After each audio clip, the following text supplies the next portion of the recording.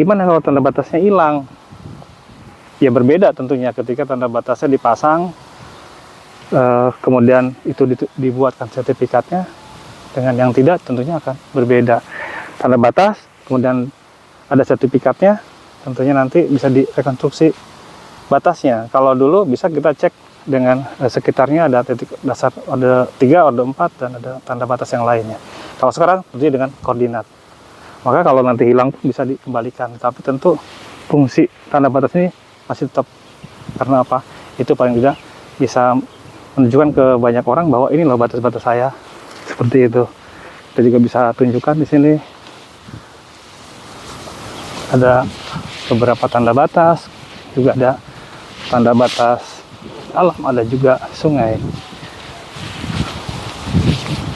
Nah, ketika yang berbatasan seperti ini pun juga hati-hati nih, karena sudah ada koordinat, sudah diketahui koordinat X, Y, Z-nya, maka bisa dikembalikan lagi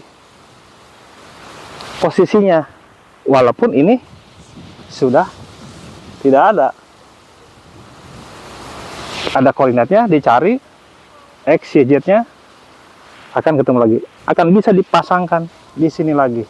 Itu namanya rekonstruksi batas. Jadi walaupun dia hilang, dia akan bisa ditemukan lagi. Nah, permasalahannya kalau gitu, untuk apa ada tanda batas? Tanda batas itu paling tidak dikenali oleh siapa? Oleh orang-orang yang lewat sekitar situ.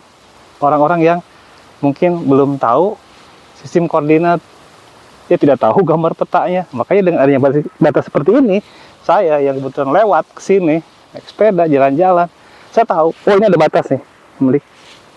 Ini paling tidak untuk sebagai pengaman sementara, atau juga sebagai batas yang dapat dilihat secara umum, secara kasat mata. Makanya jangan abaikan juga batas. Apalagi kalau batasnya ini di tembok. Nah, lebih jelas lagi. Pada saat sebelum dilakukan kegiatan pengukuran, perlu disepakati dengan tangga yang bersebelahan. Patoknya, apakah 1, 2, 3, atau 4? Pada batas-batas yang memang ini batasnya, ya tentunya cukup 1 saja. Karena kalau ada 4, ini geser, di sini geser. Ya beda lagi nanti. Cukup 1 titik. Nah, seperti itu. Jadi, tanda batas ini diperlukan pertama untuk mengetahui batasnya mana yang akan diukur. Nanti tentunya akan menjadi sertifikat nanti, batasnya, luasnya. Nah, kemudian juga setelah itu bisa juga nanti sebagai pengaman, minimal pengaman bagi yang sebelahannya. Nah, pengaman berikutnya apa lagi? Ya digunakan dengan baik tanahnya. Tanah dengan baik, tentunya kalau sudah digunakan tidak ada yang akan mengakuinya. Jadi batas ini tentunya dapat membantu paling tidak orang yang sekitar tahu, oh ini batasnya, sebagai pengaman juga. Jadi jangan abaikan dengan tanda batas, meskipun nanti bisa rekonstruksi batas, karena tidak semua orang bisa melihat di mana posisi batasnya. Yang lebih seru lagi, sudah ada batasnya tapi masih sengketa, itu kan bingung. Tanda batas dipasang udah 10 tahun, udah 15 tahun, tapi yang sebelah diam-diam saja, sudah sekian tahun lamanya baru protes, kok di sini batasnya, itu yang aneh. Maka ketika ada pembangunan batas, tentunya di situ juga perlu diajukan. Kalau memang tidak tepat, ya bisa diajukan, nanti ditata lagi di mana batasnya.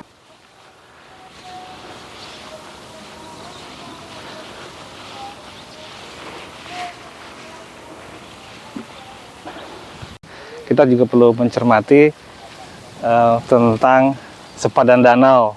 Nah, pada materi sebelumnya sudah saya jelaskan tentang sempadan danau. Nah, untuk sempadan danau kita juga perlu melihat danaunya apakah itu danau buatan atau danau alami. Danaunya apakah sudah ada dari dulu, zaman dulu sebelumnya, atau memang danau itu terbentuk ya karena urugan atau penggalian yang memang untuk penggunaan di dalam pembangunan rumah atau pembangunan tempat-tempat yang sejenisnya sehingga memerlukan penggalian. Nah, ini saya berada di sebuah danau yang merupakan danau galian ini sebetulnya. Dulunya adalah galian pasir. Jadi saya tahu karena saya tanya ke beberapa masyarakat yang tinggal di sini. Jadi ini adalah galian pasir dan itu ternyata melebar, mendalam, dan jadi semakin melebar ke sana. Mengenai haknya, nah tentunya perlu dipikirkan lagi, ini masuknya kapan nih kalau danau seperti ini. Ya, ini juga perlu menjadi bahan diskusi. Kemudian ini jalan, ada jalan juga jalan setapak sampai ke sana.